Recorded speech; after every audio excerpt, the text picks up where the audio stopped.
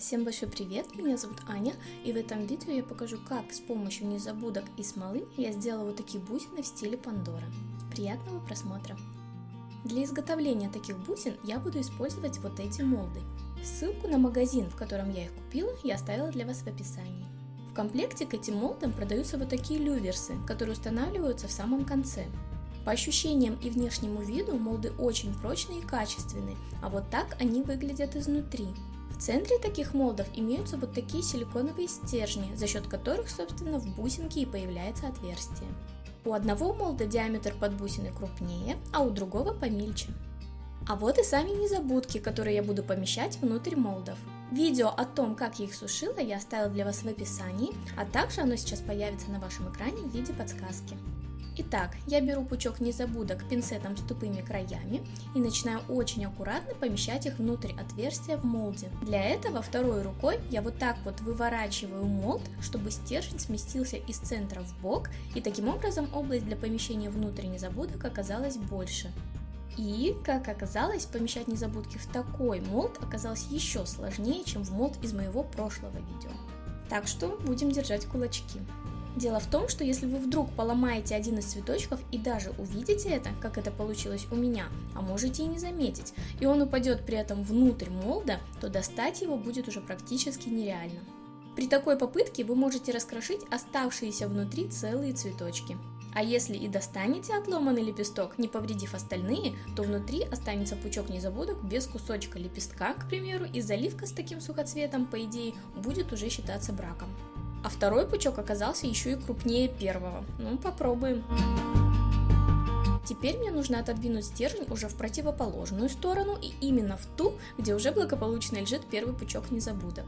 Нет, целиком поместить его туда нереально. Буду делить.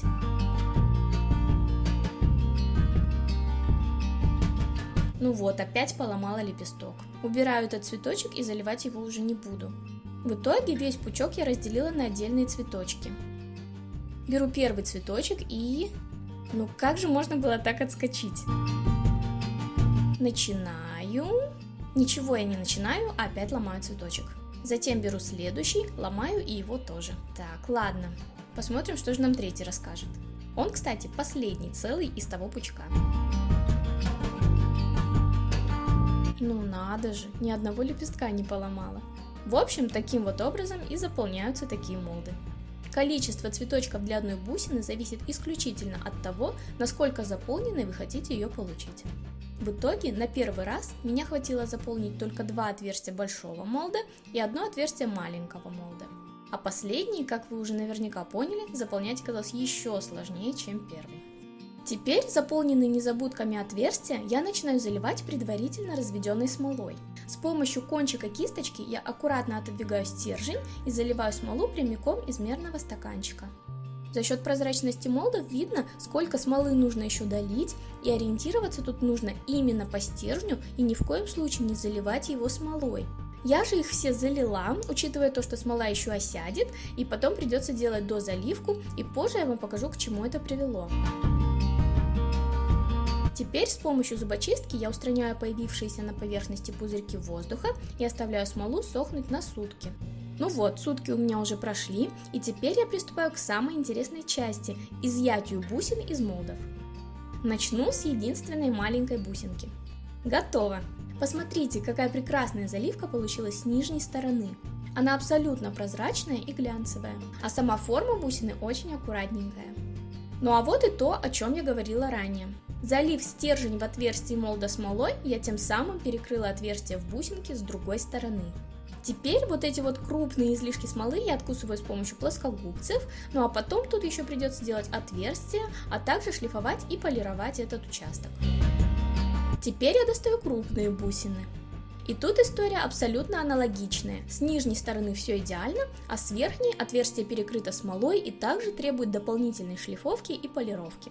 И еще тут у меня есть небольшой кратер, который требует дозаливки.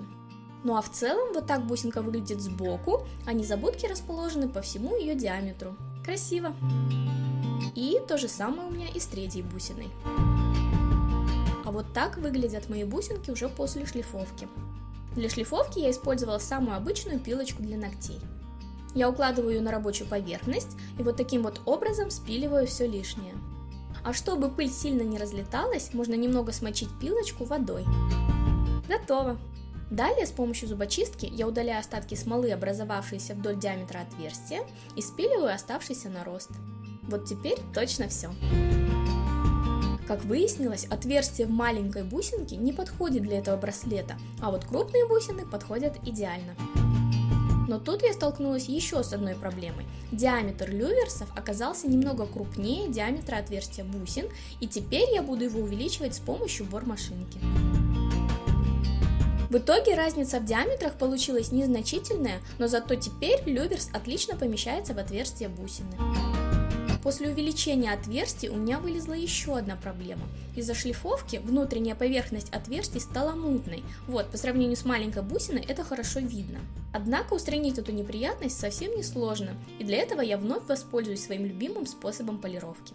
И вот так в итоге выглядят полностью отполированные бусинки. Я придала прозрачность их отверстиям, а также и верхушкам, которые шлифовала пилкой для ногтей. И теперь осталось лишь установить в них люверсы. Делать я это буду с помощью УФ смолы. Вдоль диаметра отверстия и немного внутрь него я наношу небольшое количество смолы, устанавливаю люверс и сушу несколько секунд с помощью УФ фонарика.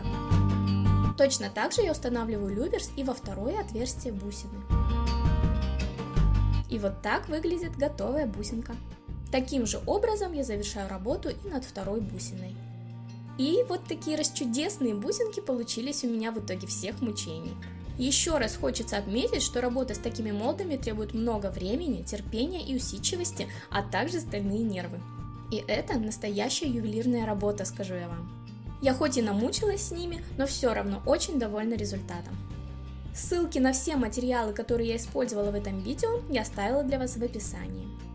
Если вам интересен мой способ шлифовки и полировки смолы, ссылку на курс я также оставила для вас в описании. А на этом все. Я, как всегда, желаю вам творческих успехов, моря вдохновения и до новых встреч. Пока-пока!